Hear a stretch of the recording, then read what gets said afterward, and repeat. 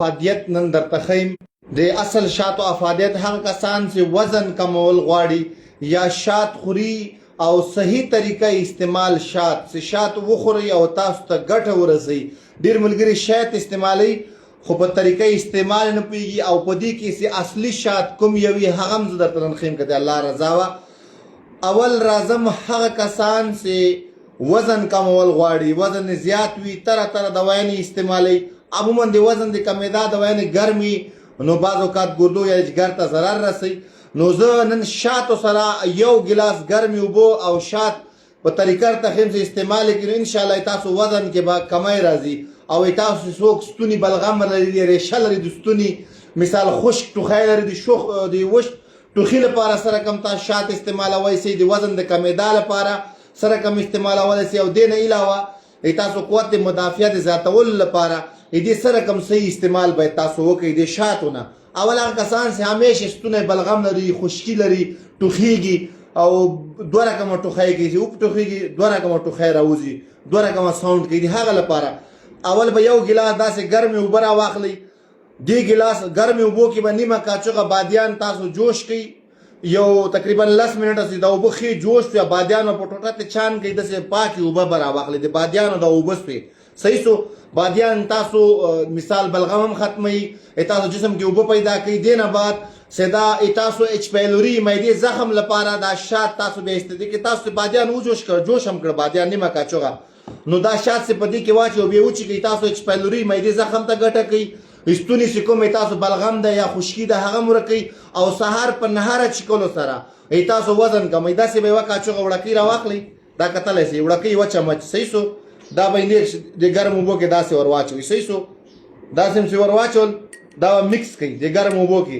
دا سهار که تاسو د وزن د کمېدا لپاره یا د ستوني ټوخل لپاره تاسو استعمالوئ یا د معدې اچ پیلوري لپاره، دا سهار په نهاره تاسو غړپ کړئ. یوه چمچ شات او نیمه کاچوغه بادیان یو ګلاس دغسې اوبو کې جوش کړئ. سهار په نهاره باندې او ماښام په نهاره باندې دا چې کوي د الله په فضل تاسو ستوني خشکي، وچ ټوخی، د معدې اچ پیلوري، دې نه بعد سدا یعنې کې د سوزش ورم او د کولمو یعنې چې کوم باد ګیس وي، او یا هغه کسان چې د وزن د کمېدا لپاره مثال ګرځېږي هغه دا استعمال کوي. د وزن د کمېدا چې کوم پرهیز ده، مثال بیکرۍ چې کوم شیزونه دي، بسکټ، ځلوبۍ، دا شیزونه به نه خورئ، خواږه یعنې کې وریځه او کیله. نو د الله په فضل دا شات تاسو استعمال کوئ، تاسو وزن بالکل کمی که د الله رضا سهار او ماښام لږ به ورسره ایکسرسایز کوئ. دې نه علاوه اصلي شات سره کم ډېر ملګري اول خو دې دغه پېژندګلوي د اصلي شاتو چې تار کوي، لکه څنګه تار پرې کېږي نه. دوه مې زه درته ښیم چې دې دوه سره کم تاسو معلومولی شئ که د الله رضا وه.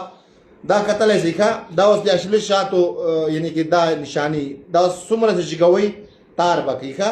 که هغه د بیري که د پلوس وي که د هر شي یعنې کې دا به تار کوي. دوم تار نه علاوه صحیح شو بله طریقه درته ښیم. دا اوس سپین کاغذ درته ښکاره کړم ته انشاءالله. دا ډېره اسانه طریقه ده. دا سپین کاغذ د دواړو خوا نه صحیح ده چې په دې باندې تاسو شات واچوئ. داسې شات هم چې واچول او داسې کاږم کوي صحیح ده. دا به د بلې خوا ته رنګ نه باسي. دا وینې کاغذ دې خوا سپین ده، دې خوا شات دي. دا وګورئ دې خوا شات دي او دې خوا ګورئ هیڅ معلومات نه کېږي چې اخوا شات شته که نه.